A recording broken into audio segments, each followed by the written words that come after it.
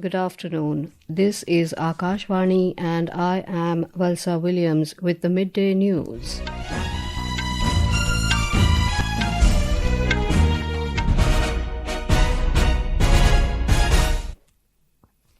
The headlines. Prime Minister Narendra Modi begins his three-nation tour to Jordan, Ethiopia and Oman to arrive in Amman this afternoon. Proceedings in both houses of parliament disrupted due to sharp exchanges between NDA and opposition MPs. Government says tariff monitoring unit of DGCA to be strengthened to keep check on airfares. Foggy conditions improve at Delhi airport. Passengers advised to check update before flying. And gunmen behind Australia's beach shooting attack identified as father-son duo originally from Pakistan. Death toll rises to 16.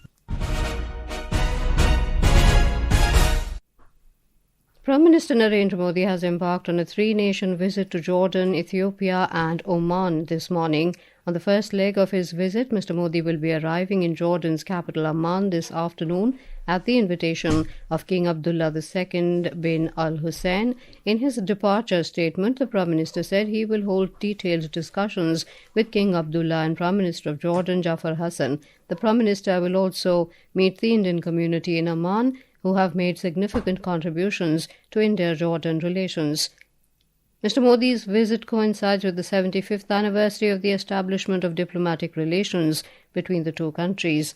More from our West Asia correspondent. India and the Hashemite Kingdom of Jordan share a relationship built on deep historical linkages, mutual respect, and growing cooperation across political, economic, and strategic spheres. Diplomatic ties established in the year 1950 have steadily strengthened over the past 75 years, reflecting shared interest in regional stability, development, and dialogue. Bilateral relations today are marked by regular high-level interactions and close understanding at the leadership level. Prime Minister Narendra Modi's visit to Jordan today marks the first full-fledged bilateral visit by an Indian Prime Minister in nearly 4 decades. The vibrant Indian community in Jordan has expressed eagerness and anticipation ahead of the Prime Minister's arrival, describing the visit as a moment of pride that reflects the strong people-to-people ties between the two countries. This visit is expected to further strengthen India-Jordan relations and reinforce the enduring bonds of friendship and cooperation between these two nations. Vinod Kumar for Akashvani News. From Amman, the Prime Minister will go to Addis Ababa tomorrow, the capital city of Ethiopia, where he will hold detailed discussions with the Prime Minister of Ethiopia, Dr. Abiy Ahmed Ali. Mr. Modi will meet the Indian diaspora and address the joint session of Parliament of the African country. Talking to Akashvani News, Maitri Joshi, who is a leading Indian businesswoman in Addis Ababa, Ethiopia, and was also part of the panel on women's issues during recent Pravasi Bharatiya Divas, said people are very excited for Prime Minister Narendra Modi's visit. She said Ethiopia and India share a common culture and women of both countries can learn a lot from each other. Ethiopia and India together share a lot of cultural similarities. Traditionally, the mannerisms which are taught in our homes, like respecting elders, living together in a united family, we have a lot of similarities. As Indians, it is easy for us to adapt here. For them also, it is easy to adopt us. It is convenient for both sides. Easily adopt karna, dono ki taraf se bahut aasan ho jata. On the final leg, Mr. Modi will reach Muscat, Oman on Wednesday. He will hold discussions with the Sultan of Oman and will also address a gathering of the Indian diaspora in Oman. Both houses of parliament witnessed disruptions today following heated exchange of words between the Treasury and opposition benches over various issues. The Lok Sabha was adjourned twice, first till noon and then till 2 p.m. When the House met after the first adjournment at 12 noon, opposition MPs started sloganeering and trooped into the well, saying that the ruling party does not want to run the House. NDA MPs also raised the issue of objectionable remarks made against Prime Minister Narendra Modi during a Congress rally. The presiding officer urged the protesting members to allow the House to function. As the noisy scenes continued, the House was adjourned till 2 p.m. The Rajya Sabha was also adjourned till 12 noon following NDA MPs' protest, demanding apology from Congress leadership for making objectionable remarks against Prime Minister Narendra Modi. When the Lok Sabha met for the day, Parliamentary Affairs Minister Kiren Rijiju raised the matter in the House, condemning comments made against the Prime Minister at a Congress rally in New Delhi yesterday. Mr. Rijiju said such remarks are unacceptable for this country. He termed this shameful and unfortunate. We are members of this house from different parties. We are opponents, not enemies. Yesterday, slogans were raised at a Congress rally about digging Prime Minister Modi's grave in the presence of the entire Congress leadership. There cannot be a bigger shame or more unfortunate thing than this, that the leader of 140 crore Indians and a globally respected leader has to face such sloganeering from Congress. Similar scenes were witnessed in the Rajya Sabha when the House met for the day. Leader of the House, J.P. Nadda, demanded an apology from Leader of Opposition in the Rajya Sabha, Mallikarjun Kharge, and Senior Congress Leader Sonia Gandhi. He said such adverse remarks show the Congress Party's thinking and mentality. In the Congress rally yesterday, slogans were raised against Prime Minister Modi. This shows the Congress Party's thinking and mentality. Saying such things against a Prime Minister is condemnable. Sonia Gandhi should apologize to the nation for this. The proceedings in both houses are underway now. BJP today came down heavily on Congress, alleging that objectionable remarks were made during a Congress rally in New Delhi yesterday. Union Minister and senior JDU leader Rajiv Ranjan alias Lalan Singh said the comment reflects Congress's mindset and its culture. Speaking to reporters at Parliament premises, he said the opposition failed to win the trust of the public, and that's why they are making such baseless allegations. Meanwhile, Congress MP Priyanka Gandhi has refuted the allegation, saying that no one has made such remarks from the stage during the rally. Talking to reporters, she said the allegations are baseless and the government does not want to run the House.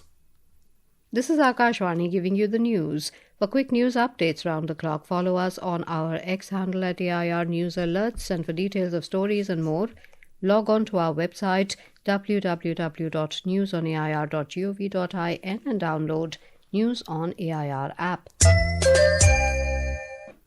Welcome back to the Midday News.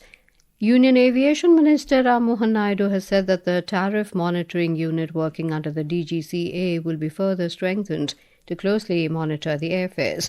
Replying to supplementaries during the question hour in the Rajya Sabha today, Mr. Naidu said, in addition to domestic routes, the airfares on international routes are now also being monitored. He said, whenever there is a possibility of a rise in airfares, the ministry takes necessary action. The minister said, in view of the recent indigo crisis leading to huge cancellation of regular flights, the ministry stepped in and capped the airfares to keep it reasonable and affordable.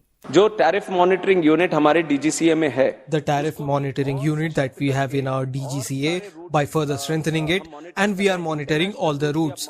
What is the point of monitoring international routes? Because we would like to put that pressure on the airlines as well, so that the opportunities that lead to pricing situations don't happen. Complete by our ministry. Considering this, we also have a specific air service. Specifically, हमने tariff monitoring का भी एक सुविधा रखी है. The Civil Aviation Minister said a tariff monitoring facility has been provided on the AirSaver portal, and if any passenger feels that the airfare is excessively high, then they can send a screenshot to the ministry through the portal. Runway visibility at the Delhi airport has improved and flight operations are returning to normal. However, there might be some impact on flight departures and arrivals. In a passenger advisory, Delhi Airport urged passengers to stay in touch with their airline for the latest updates. It noted that the on-ground staff is available at various passenger movement areas across terminals to assist the passengers. The BJP has appointed party National Vice President Baijayant Panda as election in charge for the Assam Legislative Assembly polls. The party also appointed BJP MLA and Leader of Opposition in Jammu and Kashmir Legislative Assembly Sunil Kumar Sharma and former Union Minister Darshanaben Jardosh as co-in-charges for the State Assembly polls. Union Minister Piyush Goyal has been given charge of Tamil Nadu Assembly elections. The party has also appointed party leaders and union ministers Arjun Ram Meghwal and Muralidhar Mohol as co-in-charges for the State Assembly polls. Vice President C.P. Radhakrishnan and Prime Minister Narendra Modi have paid tributes to Sardar Vallabhbhai Patel on his 75th death anniversary today. The Vice President said Patel's leadership addressed the formidable challenge of bringing together a nation marked by immense linguistic, cultural and regional diversity. He said the work of Sardar Patel is an achievement that stands unparalleled and far exceeds comparable efforts elsewhere in the world. Prime Minister Modi said Sardar Patel dedicated his life to weaving the country into a single thread. He said the nation will always remember his contribution to the creation of an undivided and strong Bharatvarsh. Home Minister Amit Shah also paid homage to Sardar Vallabhbhai Patel. Former MP Dr. Ram Vilas Das Vedanti, a key figure in the Ram Temple movement, has passed away at a hospital in Madhya Pradesh's Rewa district. He was a native of Rewa and was undergoing treatment there. The news of his demise has sent shockwaves in Ayodhya, where he was a prominent figure. His family members will bring his body to Ayodhya, where his last rites will be performed.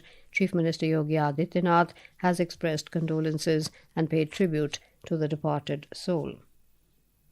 In Australia, the New South Wales police have said the shooters behind the Sydney Bondi Beach shooting have been identified as a father-son duo originally from Pakistan's Lahore.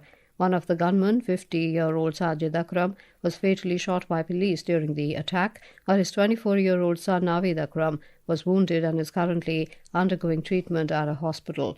The attack resulted in the death of 16 people. Last evening, the father and son opened fire at the Hanukkah by the Sea event, which was organized to celebrate the first day of the Jewish festival. Australia's Home Affairs authorities have said Naveed Akram is an Australian-born citizen. His father, Sajid Akram, arrived in Australia in 1998 on a student visa, which was converted into a partner visa in 2001 and later into a resident return visa. The Indian Meteorological Department has forecast cold wave conditions over Telangana, North Interior Karnataka and Interior Karnataka today. Fog conditions will prevail over Delhi, Punjab, Haryana, Chandigarh, Himachal Pradesh, East Madhya Pradesh, Uttar Pradesh and Northeast India during the day. The weather agency said Northwest India will witness a fall in minimum temperature by 2 degrees Celsius for the next 2 days. The air quality in Delhi NCR continues to be in the severe category. The average air quality index AQI of the national capital was recorded at 441 as of 1 p.m. today. In Japan, a rapidly developing low-pressure system brought heavy snowfall and strong winds to Hokkaido today, causing disruption of air and rail services. Airlines cancelled 29 flights, while JR Hokkaido suspended 77 train services. Power outages were also reported in some areas. The Japan Meteorological Agency has warned of storm surges, flooding and avalanches. It has urged residents to remain cautious as severe weather conditions persist. Benchmark domestic equity indices, the Sensex and the Nifty, were trading marginally down in afternoon trade today. The Sensex slipped 44 points to 85,223, while the Nifty dipped 17 points to 26,030 when reports last came in. On the sectoral front, auto, telecommunication and healthcare were dragging the most, while media, FMCG and services were leading the gains. Prime Minister Narendra Modi and Union Home Minister Amit Shah have congratulated the Indian squash team for creating history by winning their first ever World Cup title. In a social media post, Prime Minister Modi lauded the exceptional performance of Joshna Chinnappa, Abhay Singh, Velavan Senthil Kumar and Anahat Singh, noting that their dedication, discipline and determination have brought immense pride to the nation. He added that this achievement reflects the growing strength of Indian sports on the global stage. He added that their indomitable sporting prowess will become the inspiration for new talents. And now, before we end the bulletin, the headlines once again.